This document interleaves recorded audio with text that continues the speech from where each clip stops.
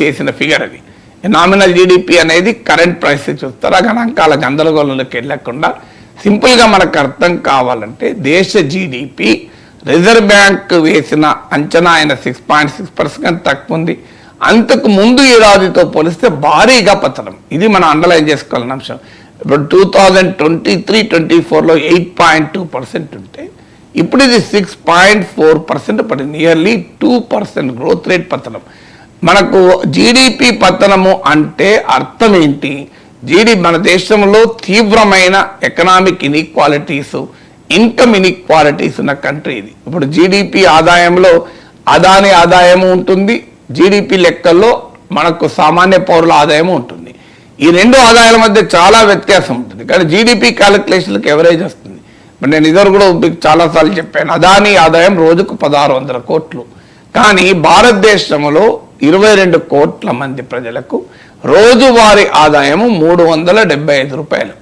So ఈ 375 rupees ఆదాయము ఉన్నవారు 1600 కోట్ల రూపాయల ఆదాయం ఉన్న వాళ్ళకు కూడా ఈ జీడిపిలో భాగమే.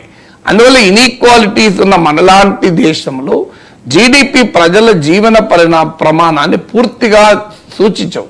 వాస్తవంగా ఇప్పుడు 6.4% అంటే ఈ దేశంలో కోట్లాది మంది ప్రజలకు అంతకు ముందు ఏడాది ఆదాయం కన్నా చాలా తక్కువ ఆదాయం ఉన్నట్టు లెక్క. సో అది ఇక్కడ మనకు అర్థం కావాల్సిన అంశం. తర్వాత 2% డిక్లైన్ కాదు, కోవిడ్ తర్వాత ఇంత తక్కువ స్థాయికి జీడిపి వృద్ధి రేటు పడిపోలే. 4 year లో అంటే కోవిడ్ టైం తర్వాత K shape recovery, V shape recovery, ఈ షేప్ రికవరీ, ఆ షేప్ రికవరీ అని చెప్పారు. ఇప్పుడు ఇది ఏ షేప్ రికవరీ 4 ఏళ్ల కనిష్టానికి పడిపోయింది కోవిడ్ తర్వాత. ఇది అంటే 4 year లోకు పడిపోయింది. అంతకు ముందు ఏడాది 8.2% నుంచి 6.4% పడిపోయింది. రిజర్వ్ బ్యాంక్ అంచనా అయిన 6.6%తో కలిస్తే పడిపోయింది మూడవది. 4వది జీడిపి పడిపోయింది. అంటే జీడిపి తక్కువ వృద్ధి రేటు అంటే కోట్లాది మంది ప్రజలకు వాస్తవంగా అంతకు ముందు ఏడాది వచ్చిన ఆదాయం కూడా రాలేదని లెక్క.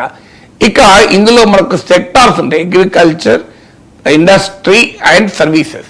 సాధారణంగా మన ఎకానమీలో కీలకమైనది సర్వీసెస్ సెక్టార్. అంటే ఎందుకంటే వృద్ధి రేట్లో సగం కన్నా పైగా సర్వీసెస్ సెక్టార్ ఉంటుంది ఇండియన్ ఎకానమీలో. సర్వీసెస్ సెక్టార్ కూడా పడిపోయింది. నార్మల్గా సర్వీసెస్ సెక్టార్ పెరుగుతూ ఉంటుంది, ఈసారి సర్వీసెస్ సెక్టార్ వృద్ధి రేటు కూడా పడిపోయింది. అందులో కూడా అక్రాస్ ఆల్ సెక్టార్స్, మీకు ఉదాహరణకు transport, hotels, communications, real estate, financial services, what not, ఇలా ట్రాన్స్పోర్ట్, ఏదో ఆల్మోస్ట్ ఆల్ సెక్టార్స్లో వృద్ధి రేటు పడిపోయింది. అందువల్ల అక్రాస్ ద బోర్డ్ ఏదో ఒక సెక్టార్ పడిపోయింది దానివల్ల దెబ్బతిన్నది అన్నట్టు కాదు. ఇప్పుడు ఒక మ్యాథమెటిక్స్లో మార్కులు, ఒక హిందీలో మార్కులు తక్కువ వచ్చినాయి కాదు, అన్ని 6 సబ్జెక్టులో మార్కులు తక్కువ వచ్చినాయి. అది ప్రాబ్లం. ఇప్పుడు ఏదైనా ఒక సబ్జెక్టులో మార్కులు తక్కువ వచ్చి కూడా మనం ఫెయిల్ కావచ్చు. కానీ ఇప్పుడు అన్ని సబ్జెక్టులో మార్కులు తక్కువ వచ్చాయి. మీకు ట్రాన్స్పోర్ట్, హోటల్స్, కమ్యూనికేషను, మీకు కన్స్ట్రక్షన్ అయితే పెద్ద employment intensive sector, real estate పెద్ద రియాలిటీ సెక్టార్, ఫైనాన్షియల్ సర్వీసెస్, ఇలా ప్రతి సర్వీస్ రంగం కూడా వృద్ధి రేటు పడిపోయింది. ఇప్పుడు ఆ గందరగోళంగా ఉంటుందని ఫిగర్స్ ఇవ్వడం లేదు, కానీ మీరు ఇవాళ మీడియాలో అన్ని పత్రికల్లో వచ్చింది ఫిగర్ చూడండి. సర్వీసెస్ సెక్టార్లో అన్ని రకాల సర్వీసెస్ వృద్ధి రేటు పడిపోయింది. ఇంకో ముఖ్యమైన ఛాలెంజ్ అంటే మ్యానుఫ్యాక్చరింగ్ సెక్టార్ అంటారు, తయారీ రంగం. ఇదైతే భారీగా పతనమైంది. 9.9% 2023-24లో ఉంటే ఇప్పుడు కాస్త 9.9% 5.3% పడిపోయింది. దాదాపు 40-45% పతనం. మ్యానుఫ్యాక్చరింగ్ సెక్టార్ ఏంటంటే సెమీ స్కిల్డ్, అన్స్కిల్డ్ వర్క్ ఫోర్స్కు ఉపాధి అవకాశాలు కల్పించే రంగం. సో మ్యానుఫ్యాక్చరింగ్ సెక్టార్ కూడా ఘోరంగా పతనమైంది. ఇక మరి పెరిగింది ఏది అని చూసుకున్నప్పుడు ఒక అగ్రికల్చర్ సెక్టార్ మాత్రం బెటర్ మాన్సూన్ రావడం వల్ల, అగ్రికల్చర్ సెక్టార్లో ప్రభుత్వం చేసేది ఏమీ ఉండదు. అది పంటలు బాగా పండాలంటే వాతావరణ పరిస్థితులు బాగా ఉంటే పంటలు పండుతాయి. ప్రభుత్వం చేసే పని చాలా పరిమితంగా ఉంటుంది. అక్కడ మాత్రం 1.4% నుంచి 3.8% పెరిగింది. ఇక బాగా పెరిగిన రంగం ఏది అని చూస్తే ఆశ్చర్యం వేస్తే మనకు public administration and defence. Public administration పెరగడం అంటే ఏంటి? ప్రభుత్వం జీతభత్యాల మీద ఎక్కువ ఖర్చు పెడుతోంది. ప్రభుత్వము రోజువారీ మెయింటెనెన్స్ పైన పెట్టే ఖర్చు కూడా జీడిపి క్యాలిక్యులేషన్లో ఇంక్లూడ్ అవుతుంది.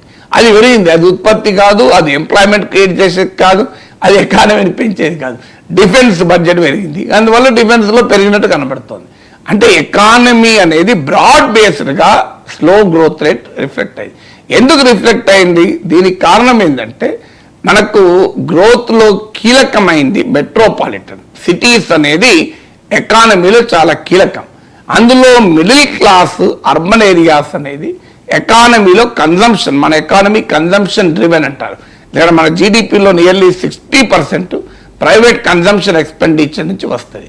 ఎందుకంటే మనకి ఎక్స్పోర్ట్ చాలా తక్కువ రిలేటెడ్. ఇప్పుడు చైనా, మీకు సౌత్ కొరియా, ఇలాంటి హాంకాంగ్ ఇలాంటి కంట్రీస్ ఏమో ఎక్స్పోర్ట్స్ చాలా ఎక్కువ. మన దేశ జీడిపిలో ఎక్స్పోర్ట్స్ పాత్ర చాలా పరిమితం. అందువల్ల it is domestic consumption driven economy, అంటే దేశీయ వినిమయం. కానీ అన్ఫార్చునేట్లీ